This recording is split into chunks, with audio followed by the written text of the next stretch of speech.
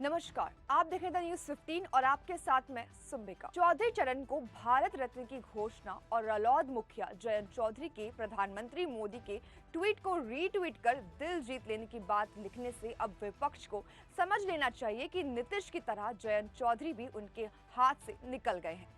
जिस तरह से नीतीश कुमार ने एनडीए में जाने से पहले कर्पूरी ठाकुर को भारत रत्न दिलवाया, उसी तरह से जयंत चौधरी ने भी मोदी की शरण में जाने से पहले अपने दादा किसान नेता चौधरी चरण सिंह को भारत रत्न दिलवा लिया।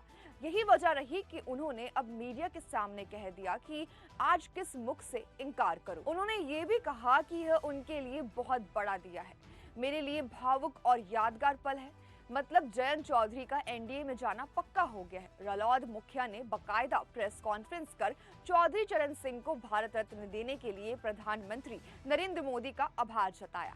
कर्पूरी ठाकुर और लाल कृष्ण आडवाणी के बाद पूर्व प्रधानमंत्री चौधरी चरण सिंह, नरसिम्हा राव और कृषि वैज्ञानिक एमएस स्वामीनाथन को भारत रत्न की घोषणा करके मोदी ने एक तीर से दो निशाने साधे हैं। एक से विपक्ष के नेताओं को इस बात का एहसास कराया कि वे लोग लंबे समय तक सत्ता में आए पर गांधी परिवार को महत्व देते रहे।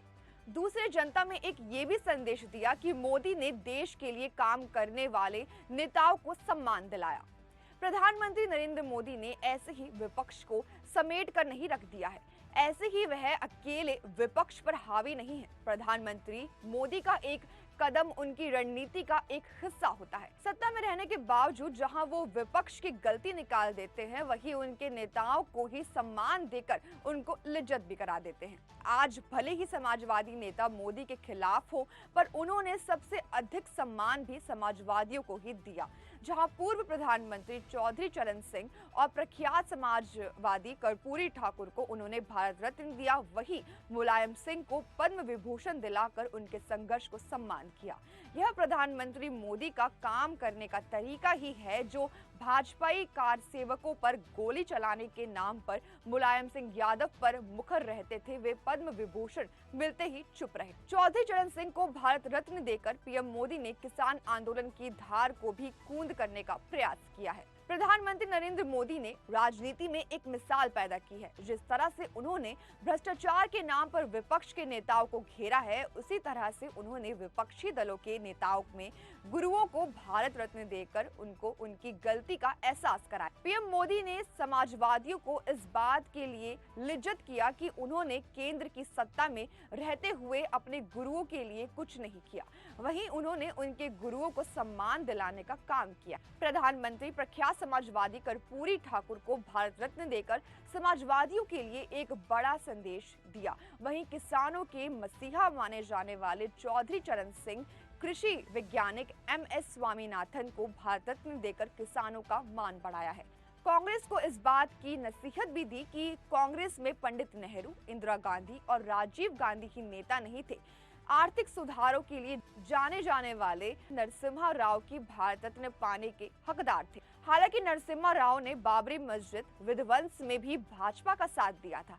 अंत समय में अपने राजनीतिक गुरु लाल कृष्ण आडवाणी को भी भारत रत्न की घोषणा करार कर लाल कृष्ण का भी एहसान उतार दिया। दरअसल देश की सत्ता पर जहां लंबे समय तक कांग्रेस काबिज रही, वहीं लालू प्रसाद, रामविलास पासवान और मुलायम सिंह यादव भी इस सरकार में शामिल रहे। पर इन लोगों को कर्पूरी ठाकुर, चौधरी चरण सिंह, नरसिम्हा राव और एमएस स्वामीनाथन की याद नहीं आई।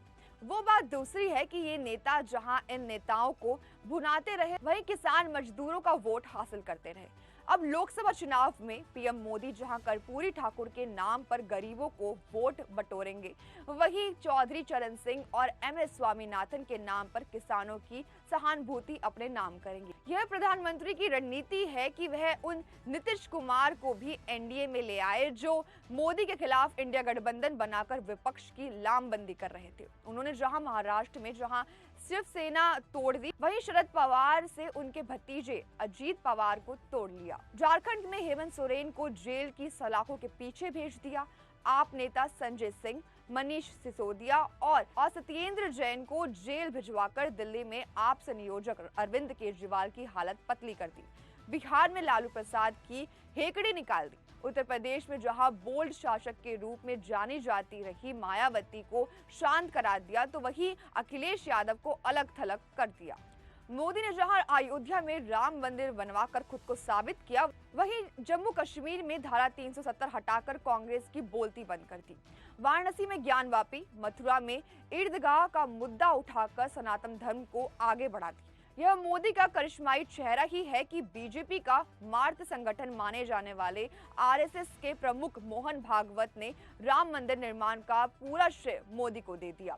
भागवत ने कहा, अभी तक अकेले मोदी जी ने ही राम मंदिर के लिए तपस्या की है कि अब हमें भी करनी है। उनके इस बयान ने मोदी का कद बहुत ऊंचा कर दिया। तो हमारी आज की इस जानकारी में बस इतना ही। इस पर आपकी क्या राय है, हमें कमेंट में जरूर बताएं। साथ ही देखते रहिए न्यूज़ 15।